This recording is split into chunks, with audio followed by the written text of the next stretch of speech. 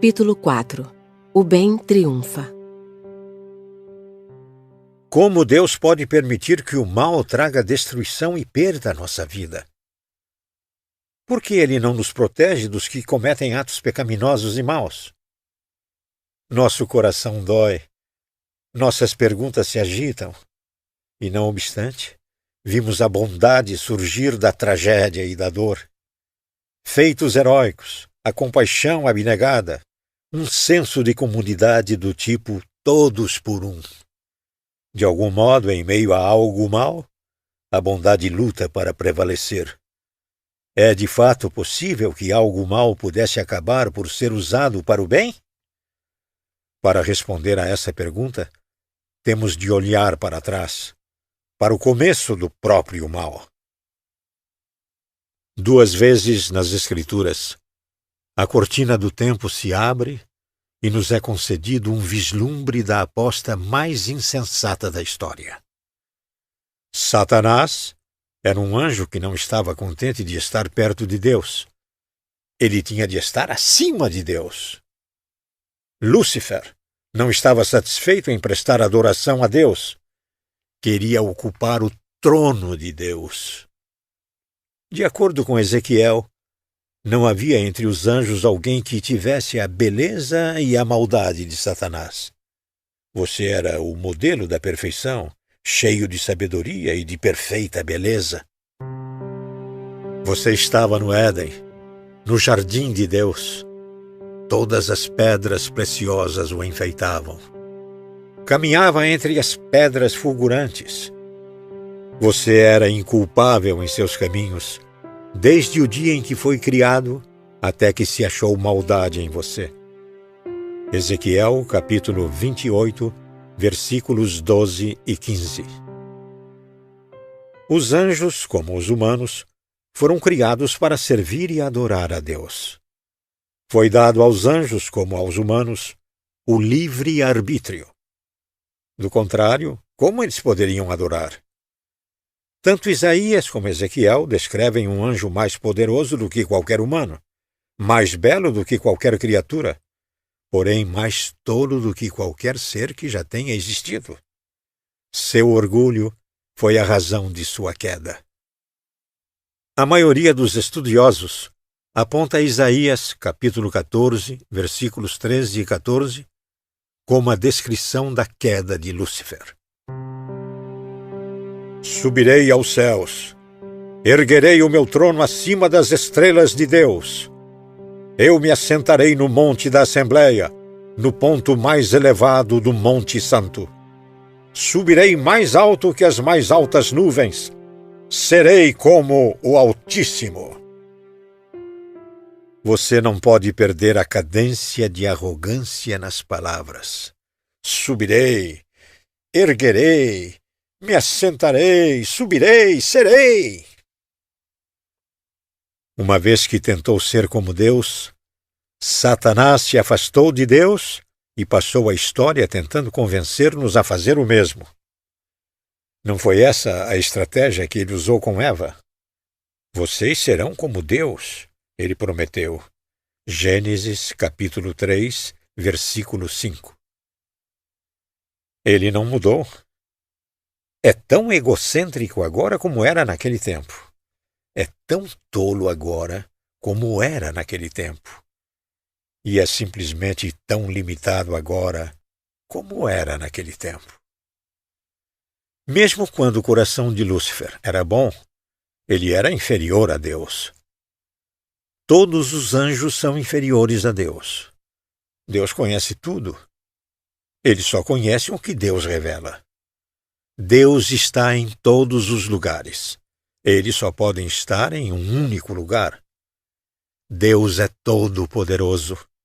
Os anjos só são poderosos até onde Deus lhes permite ser. Todos os anjos, incluindo Satanás, são inferiores a Deus.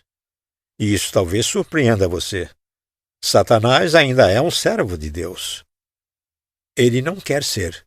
Não pretende ser, não gostaria de nada menos do que construir seu próprio reino. Mas ele não pode.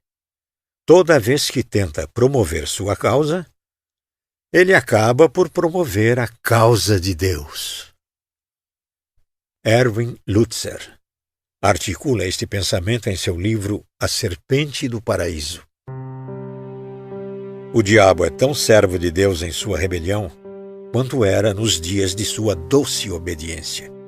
Não podemos citar Lutero com muita frequência. O diabo é o diabo de Deus. Satanás tem papéis diferentes a desempenhar, dependendo do conselho e dos propósitos de Deus. Ele tem por obrigação o serviço de cumprir a vontade de Deus no mundo. Ele deve fazer o que o Todo-Poderoso disser. Devemos lembrar que ele tem poderes terríveis, mas saber que esses poderes só podem ser exercidos sob a direção e o agrado de Deus nos dá esperanças. Satanás não está simplesmente livre para devastar as pessoas à vontade. Satanás está fazendo o que o Todo-Poderoso diz. Está buscando a permissão de Deus. Tal linguagem soa estranha aos seus ouvidos? Talvez. Se for o caso, você pode estar certo de que Satanás preferiria que você não ouvisse o que estou para dizer.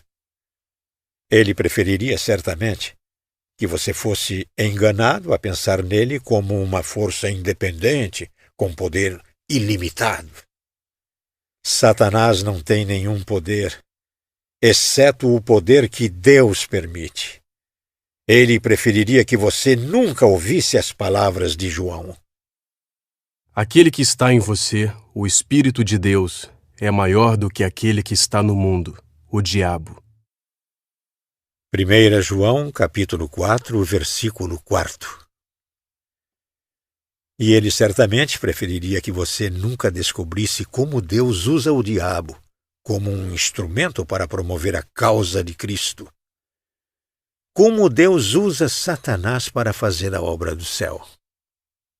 Deus usa Satanás para 1. Aperfeiçoar os fiéis. Todos temos a doença do mal. Até o mais manso entre nós tem uma tendência a se admirar excessivamente. Ao que parece, o apóstolo Paulo também. Seu currículo impressionava. Uma audiência pessoal com Jesus, um participante das visões celestiais, um apóstolo escolhido por Deus, um autor da Bíblia. Ele curou os doentes, viajou pelo mundo e escreveu alguns dos maiores documentos da história. Poucos poderiam se igualar a ele em termos de realizações. E talvez ele soubesse disso.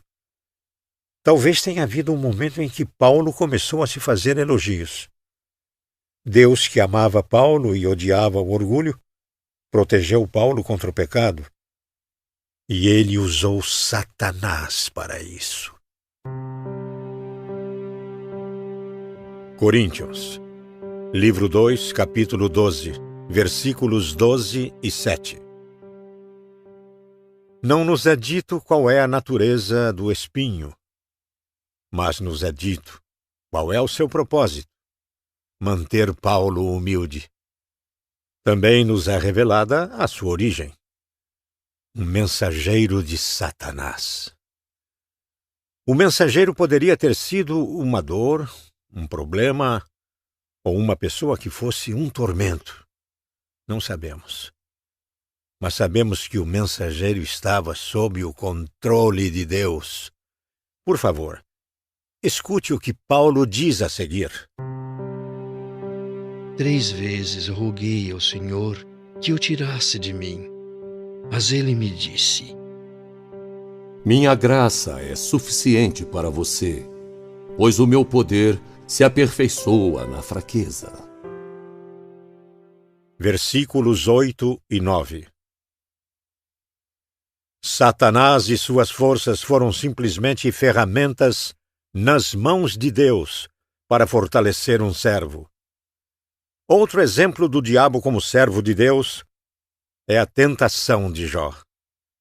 O diabo ousa questionar a estabilidade da fé de Jó. e Deus lhe dá permissão para testá-la. Pois bem, Diz Deus: tudo o que ele possui está nas suas mãos. Apenas não toque nele. Jó, capítulo 1, versículo 12. Observe que Deus dá a permissão e estabelece os parâmetros da luta. Jó passa no teste e Satanás se queixa, afirmando que Jó teria caído se fosse forçado a enfrentar a dor. Mais uma vez, Deus dá permissão e novamente dá os parâmetros. Ele está nas suas mãos. Apenas poupe a vida dele. Jó, capítulo 2, versículo 6. Embora a dor e as perguntas sejam abundantes, no final, a fé e a saúde de Jó são maiores do que nunca. Mais uma vez, talvez não entendamos a razão para o teste, mas conhecemos a sua fonte. Ouça este versículo do último capítulo. Os familiares de Jó o consolaram e o confortaram por todas as tribulações que o Senhor tinha trazido sobre ele. Capítulo 42, versículo 11.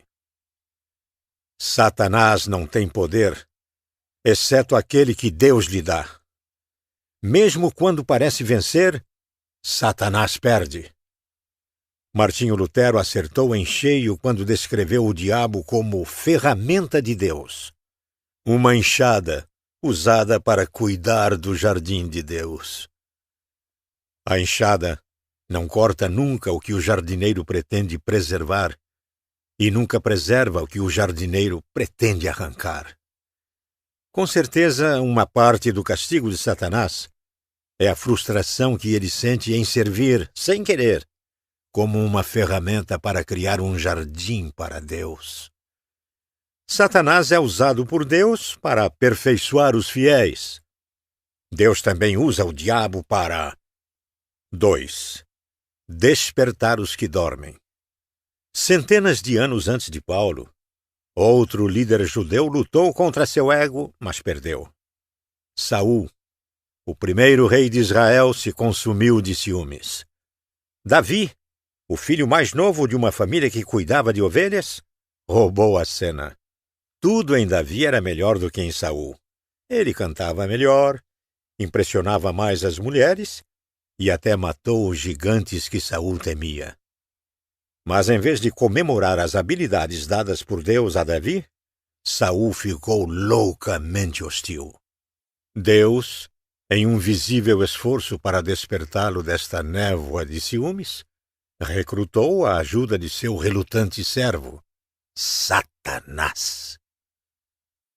No dia seguinte, um espírito maligno mandado por Deus apoderou-se de Saul, e ele entrou em transe em sua casa. 1 Samuel, capítulo 18, versículo 10. Observe um princípio sério. Há momentos em que o coração fica tão duro e os ouvidos tão insensíveis que Deus nos leva a sofrer as consequências de nossas escolhas. Nesse caso, o demônio foi liberado para atormentar Saul. Se Saul não bebia do cálice da bondade de Deus, que passasse então um tempo bebendo do cálice da fúria do inferno. Que ele seja levado ao desespero, para que possa ser trazido novamente para os braços de Deus. 2. O Novo Testamento refere-se a incidentes em que a mesma disciplina foi aplicada. Paulo castiga a igreja em Corinto por tolerar a imoralidade.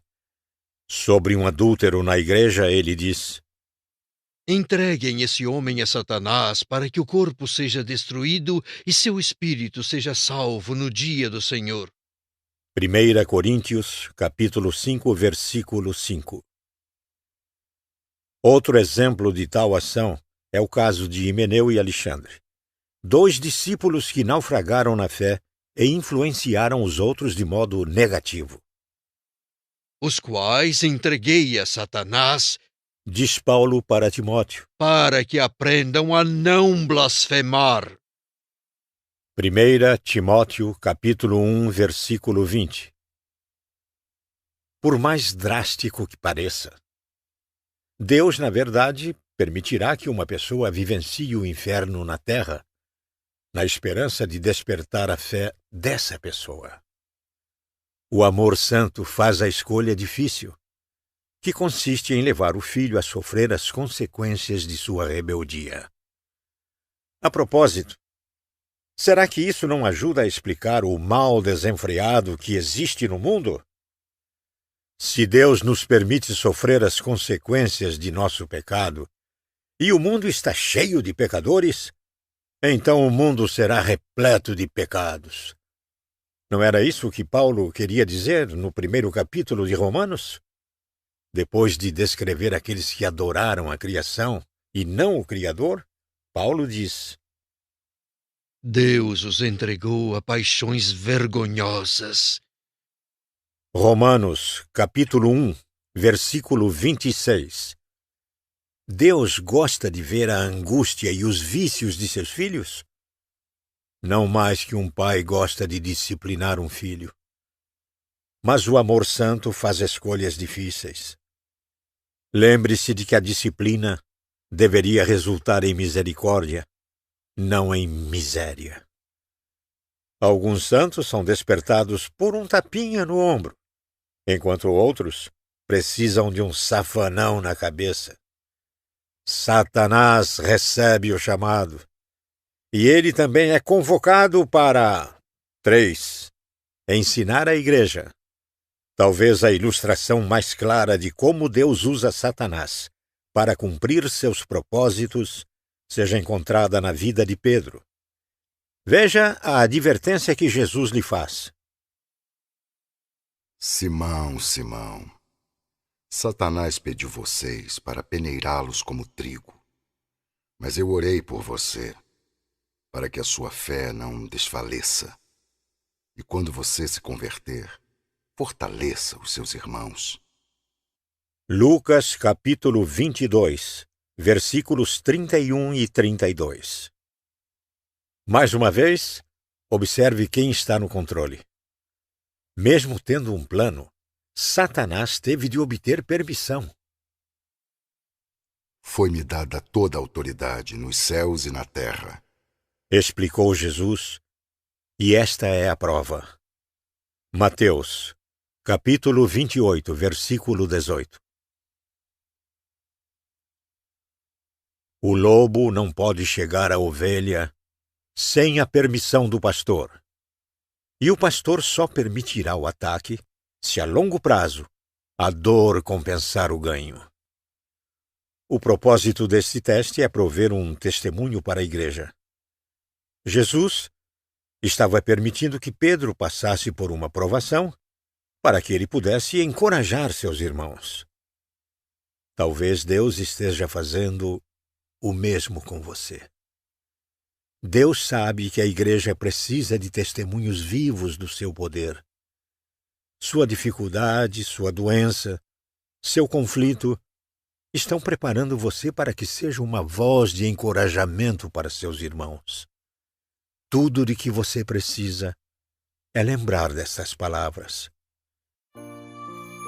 Não sobreveio a vocês tentação que não fosse comum aos homens, e Deus é fiel.